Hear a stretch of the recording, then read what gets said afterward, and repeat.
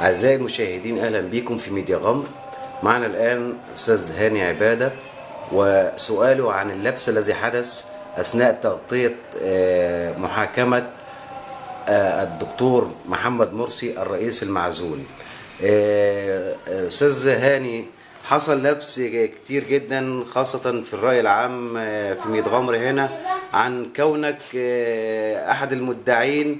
لا، ده مش أحد المدعين، ده يقال انك احد اعضاء هيئة الدفاع عن الدكتور محمد مرسي. ايه حقيقة الامر في هذا الموضوع؟ وحقيقة الامر ان جات احد القنوات اثناء الحديث والمراسلين معايا ان هم كتبوا على اللوجو بتاع القناة هاني عبادة هيئة الدفاع عن المتهم، ولكن ده ما حصلش. اللي حصل ان انا مدعي بالحق المدني فعلا، وبعض القنوات الاخرى كالقاهره اليوم والسي بي سي والاون تي في عارفه ان انا مدعي بالحق المدني. ولكن اللبس ده حصل نتيجه ايه؟ احنا بعد ما خلصنا محاكمه المعزول وبعد خروجنا من الكردون الامني وطلعنا بره السلك الشائك، فوجئت لقيت حوالي اكتر من 2000 واحد اخواني واقفين ورافعين علامه رابعه واحنا مدعين بالحق المدني.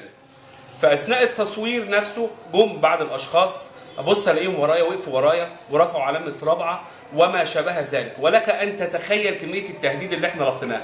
فانا كل اللي حدث معايا ان هم واقفين يتصوروا ورايا، فحصل الخطا ده نتيجه ان اللي كانوا واقفين ورايا كلهم كانوا اخوان للاسف الشديد، ما كنتش اقدر اتكلم ولا ابعد اي حد منهم. وبالفعل اعتدوا على محامي زميل، وفي مداخله مع الاستاذ عمرو اديب في وقتها في نفس الوقت بلغته فيما حدث، والسيد مساعد الوزير نفس الوضع. 2، تم الاعتداء على سيدة الشهيرة أم أشرف دلوقتي كانت قدام عيني. 3، برضو اعتدوا على بعض المراسلين وكسروا بعض الكاميرات وسيارات المذيعين. ده نتيجة إيه؟ ده المفروض كانت النقطة دي فيها خلل أمني بسيط. المفروض إحنا خارجين من الجلسة كمحامين تأمنونا كمدعين بالحق المدني، ما تسيبوناش فريسة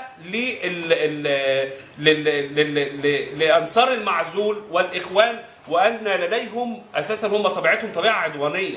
فببص لقيت حوالي 500-600 واحد واقفين. المذيع وهو بيتكلم معايا دول واقفين في الصورة، فالتبس عليه الأمر إن أنا تبع المتهمين ورسم مدعي بالحق المدني. ولكن بفضل الله عليا كنت من ضمن الأسباب الرئيسية التي أودت بمرسي ورفاقه إلى قفص الاتهام، حيث أنني صاحب أول اتهام للمدعو علاء حمزة الذي قام بتعذيب المعتصمين السلميين أمام قصر الاتحادية. وعلاء حمزة ده من الزقازيق، وفضلت ورا بلاغي اتحقق معايا. قدمت للنيابة العامة بإبراهيم بيه صالح رئيس نيابة مصر الجديدة الاسطوانات والسيديهات التي تدل على أن علاء حمزة ده كان أحد المتورطين، وبالفعل كان في قفص الاتهام مع المعزول نفسه مرسي هو ورفاقه والبلتاجي والعريان. فبفضل الله علي أنا مدعي بالحق المدني، ولا يمكن إلا أن أكون إلا مدعي بالحق المدني.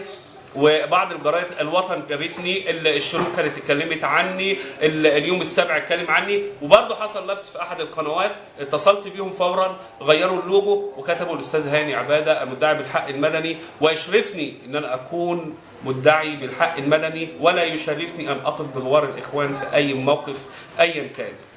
شكرا لحضرتك استاذ هاني، واعتقد ان الحقيقة الان واضحة للجميع.